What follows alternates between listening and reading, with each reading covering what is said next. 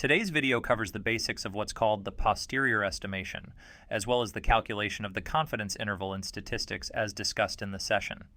The goal is to use observations from a sample to make informed statements about the entire population of observations. Let's assume we are investigating the following population. Here, each pinhead has a certain value. If we want to make statements about statistical parameters, such as the mean or the standard deviation of the population, we have no choice but to draw a sample, as the population is usually so large that observing all the values of the population would be practically impossible. In our case, we draw 3 pinheads and obtain a sample with 3 observations. The values of our sample range from -20 to +12. This can be referred to as an interval. If we draw additional samples, we also get other intervals, for example, from -5 to +8 or from -3 to +11. So we've drawn 3 samples, each of which shows different intervals. For each of these individual tables, we can now calculate the mean or the standard deviation. All well and good, but since our goal is to make statistical statements such as determining the mean concerning the entire population, and not just concerning the randomly drawn samples, we need a so-called confidence interval. The confidence interval can be defined as the interval in which a measured statistical parameter is likely to be found within a certain degree of certainty in the actual population range. In short, with the confidence interval, we can determine that the true mean of the population lies within the confidence interval calculated from a sample with a certain probability. However, the exact location of the population mean cannot be determined, which is due to the fact that the population is generally too large to precisely determine the mean based on a sample. However, we can calculate that the actual mean lies within a certain interval, that is, within a certain range of values, which allows us to make a pretty good estimate of the population mean's location. The confidence interval refers to so-called confidence levels, which indicate the degree of certainty or probability that the calculated statistical parameter of the sample is found within the confidence interval. Here, it is common to distinguish between an 80%, 90%, or 95% confidence level. With a 95% confidence level, it can be said that at least 95% of the confidence intervals calculated based on samples will include the true value of the statistical parameter in the population. The higher the percentage of the confidence level, the larger the confidence interval in which we expect the statistical parameter to be. A lower confidence level, on the other hand, leads to a smaller confidence interval, meaning the statistical parameter's location can be estimated more accurately, but at the same time reduces the likelihood that the parameter is actually within that interval of the population. To perform the calculation of the confidence interval, the population must be normally distributed. In the standard normal distribution, most of the observed values cluster around the middle of the distribution, that is, the average, while the observed values become increasingly rare towards both tails. Now let's move on to a concrete example problem. A stationery producer is in the process of pricing its innovative multifunctional pen. Since the stationery producer cannot assess the willingness to pay of its customers for the new pen, it conducts a small survey with 5 of its customers. In this case, the population reflects all potential customers of the stationery producer, while the 5 surveyed customers represent the sample.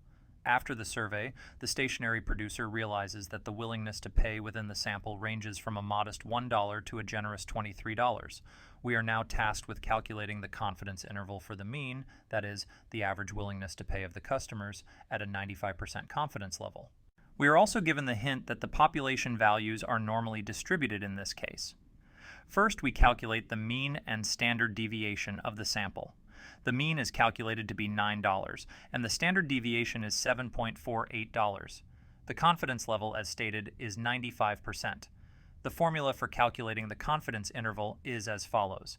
To make the formula more accessible, let's look at the explained version of the formula. The explained formula is confidence interval equals the mean minus, in parentheses, the distribution value multiplied by the standard deviation divided by the square root of the sample size, for the left section of the confidence interval. And the mean plus, in parentheses, the distribution value multiplied by the standard deviation divided by the square root of the sample size, for the right section of the confidence interval. We see that we already have all the values except for the distribution value, that is, the z value, to fill out the formula. The distribution value must be read from the so-called standard normal distribution table. We remember that our population must be normally distributed to perform the interval calculation as shown. This is where the confidence level comes into play again. First, we calculate 1 minus confidence level divided by 2. So we calculate 1 minus 0.95 for our given confidence level of 95% divided by 2, and we get a value of 0.975. We now need to look up the 0.975 in the standard normal distribution table. To do this, we first search for the value in the table and then read the values at the edges, the so-called z-values, from left to top. The left part of the z-value is 1.9 and the upper part of the z-value is 0.06. We just need to add these two values together and we finally get a distribution value or z-value of 1.96.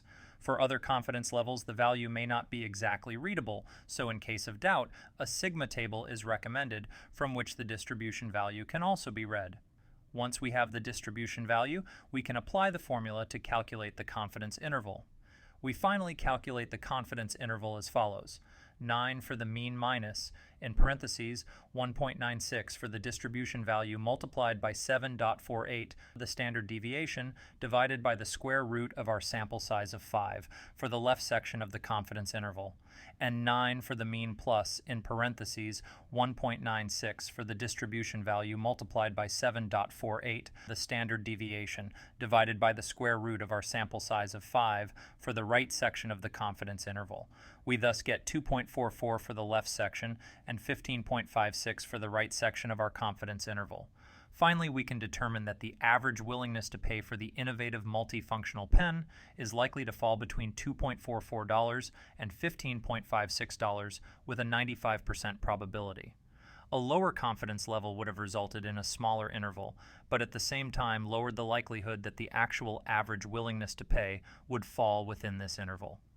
Hence, this provides important statistical insights for the pricing strategy of the stationery producer, who can now better assess the average willingness to pay of its customers. We hope this video has helped you understand the topic of the confidence interval. See you next time and have a good one.